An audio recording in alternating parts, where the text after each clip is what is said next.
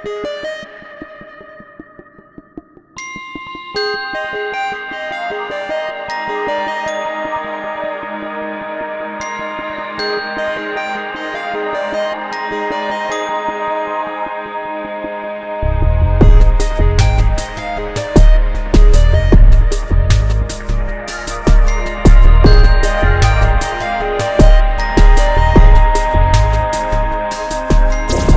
it's junior college, community college, whether it's a large university, a private school, an Ivy League school, you still have those same kinds of stories and experiences. After seeing both documentaries, a few things come to mind for me. And one is, on one side, it's follow your dream chasing, which really means pursue with no boundaries. On the other side, in that power, you can do that, but how you do that is somewhat, can be interpreted. Hey guys, we're here at the Yale African-American Affinity Film Festival. I'm here with one of the spectators for our films, Powered by Dreams. Tell me a little bit how you felt about, the movies that you saw today. I think both films were definitely influential. The Dream Chasers video or documentary definitely empowered me to either want to document or definitely pursue my dreams. The Living Thinkers, being a woman of color myself, an African-American woman who's thinking about pursuing or actually pursuing a degree in higher ed, it gave me a perspective of what to think about, and it definitely gave me some mind-boggling things that stick out in higher ed, and also how to combat those things and just to be true to who I am and stay true to me. I think we should have probably taken out the crying scene. Probably taken that part out. I don't like it not to be perfect. Like I edit, so it's like if the shots weak. Like some shots in there weren't mine.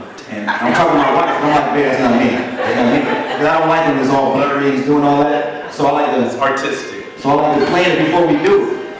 If we look at universities today, you can just tell that we're still not accepted, because you can just look in you can choose any college you want, unless it's a historically black college. You can find departments that have absolutely no one black, and some of them maybe have never had a black professor, or they might have had one, and we're in 2014. Hey, I'm here with the parent of Living Thinkers, the screenwriter. Go ahead and introduce yourself to everybody.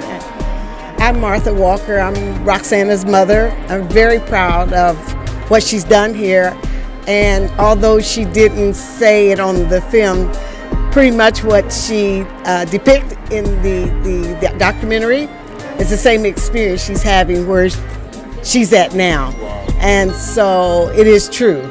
And this was from her heart, and she started before Lesson. So it's a good thing for us all to see and think about and be brave enough to stand up. And so I am so very proud of her, not only for the film, but for the woman she is. I started doing videos around Hartford, Connecticut, for rap artists for free, and a bunch of DVDs for free, just to see if they would invest back in me eventually, like now. So when I did that for years, and they don't invest back in you, I had to switch to something else. So I was constantly switching to different things. Documentaries what we want to do now, because now you don't have to like me, you can like a doc, go right in the line. So that's what kind of got me. Sean Avon here, YAAA 2014 Film Festival. I'm here with one of our spectators here, Mr. Elijah Oliver. How you doing today, brother? I'm wonderful. How about yourself? I'm doing well. I'm doing well. Thank you. What do you take away from Living Thinkers or Powered by Dreams today here at the YAAA Film Festival? First and foremost, I think it's a wonderful platform and opportunity for these two individuals and even, CEO Zoe to showcase their talent and their dreams. I got a lot from the Living Thinkers because I'm in higher ed and seeing, from an African-American male perspective, but also seeing what the minority women go through. So I can definitely relate to that. Powered by Dreams, Abdul, good friend of mine, been supporting him for a long time. So I'm just happy to see, the results and their dreams come to fruition. And this can be very subjective, this could be kind of touchy, but it seems that black men will take a little bit more than black women in terms of putting forth their perspective about anything. You know, if there's an issue, it seems that Black women tend, and again, this is just from the experiences that I've had with interviewing women and even talking with my husband and having experience with other men. Women feel a need to set the record straight more easily. Yeah, I think this event was awesome. I wish I would have shared it with more people. Somebody shared it with me, and like we don't get to go out as much because we both work crazy hours. But stuff like this to get your mind thinking outside the box and giving back to the community, I'm always up for it. What about living thinkers? You know, you working in corporate America, being in leadership. How did that touch you at all in any way? It touched me on a couple of aspects. I mean, working in corporate America, sometimes you feel like, you know, this is not what I'm destined to do, and you get caught in a trap, so to speak. You start to feel like, for lack of a better word, soulless, like getting the life sucked out of you. And to hear him talk about living his dreams and not wait till when you can't do it is I think that's important for people to hear. And then on the aspect of Roxana's, even though it was focused on women in academia, I mean, that can apply to everybody. I mean, even in my role in leadership, where I work as a manager, I hear some of the same code words about being aggressive or unapproachable or he's intimidating, and there's no evidence, but you experience and you try to work through it, but you know, it's a real thing. So when someone asks me to do a video and I know they can't do it, it's like, I'll help you, no problem. It's easy for me, it's not for you, so I hate putting that hand out. And now it goes to the point of working with people that support you, like Elijah. Eli went to school with play ball. Like, I'll support him no matter what, because I know once I do it, I can walk away and he's going to do something else with it. And like people I get involved with, like once I find someone that's a good person, I treat them like they should treat me, and we're always good. So then that's what I've been doing so far, and everything works out. So how did you feel about, you know, the two films that you saw, Living Thinkers and, you know, Powered by Dreams? How did you feel about it? Well, I was more, I mean, I've seen, Abdul's my brother, so the Dream Chaser one was inspiring in the sense of seeing all the things he's done over the last couple of years. For the first one, I wanted my kids to see that one as well, because to see the barriers that women have to go through in, as they said, the ivory tower is an important piece for them to see that as African Americans, as not even just African Americans, but they're mixed, what things they have to go through, or what things that they may have to go through in order to succeed, and then to juxtapose that, to see what from a Dream Sports Network perspective is saying that if I reach for those stars, it's all for me to start climbing for it one step at a time, not to take that big jump, but to take one step at a time to get to those dreams. The title of the film is Living Thinkers and the autobiography of Black women in the Ivory Tower. And if you think about the notion of an autobiography, you're thinking of one person, but I'm using the narrative of multiple voices to have this one kind of narrative. And Toni Morrison talks about the way that we can use one solitary experience to tell the story of a group of people, a community of people. And so I didn't feel like I necessarily had to have my particular story in there, because my story was part of each one of their stories. And I interviewed, I want to interview 100 women. Of course they won't be in the documentary, but I have a website that's under construction. But right now I've interviewed about 60 women. And so in all of those interviews, I found myself in a lot of their stories. I thought the Living Thinkers, I thought it was absolutely awesome.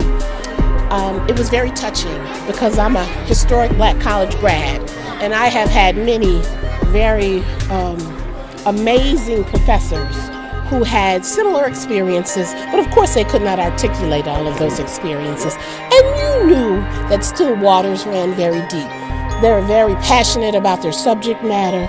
They were also dream chasers as well, and that they would encourage us as students to pursue our dreams and go on in academia, possibly. I loved how the correlation of the historic events along with their experiences were very familiar for me.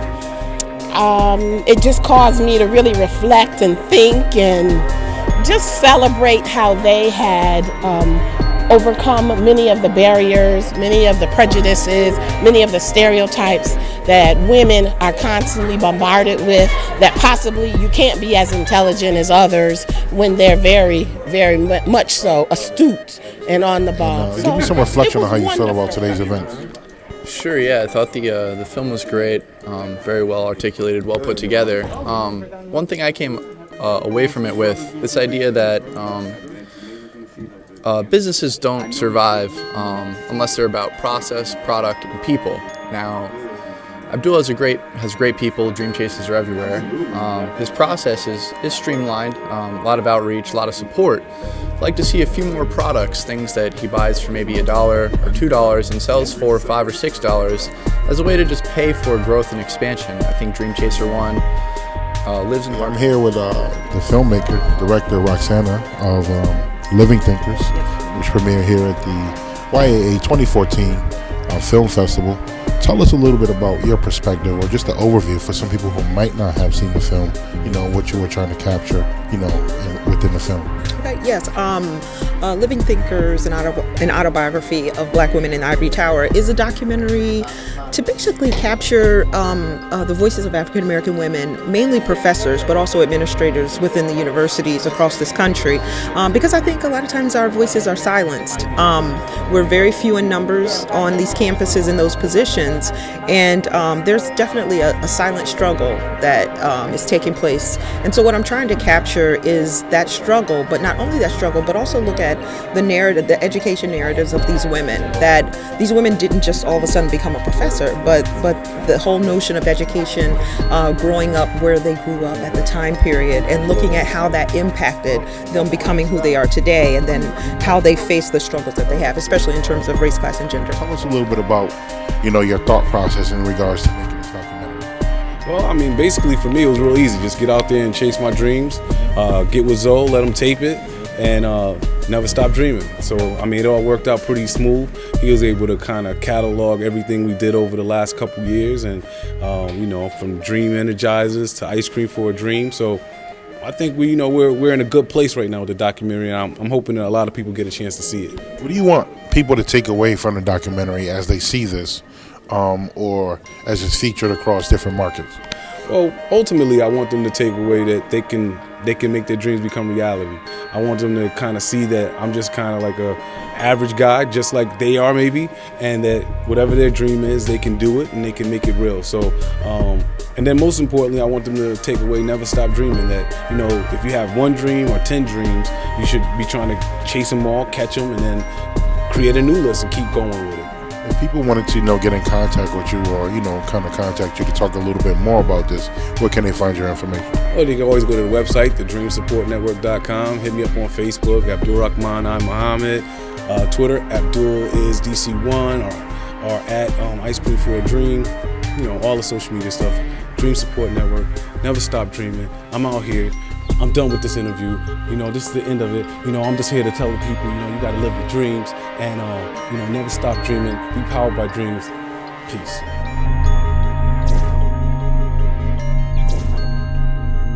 NEVIDEO.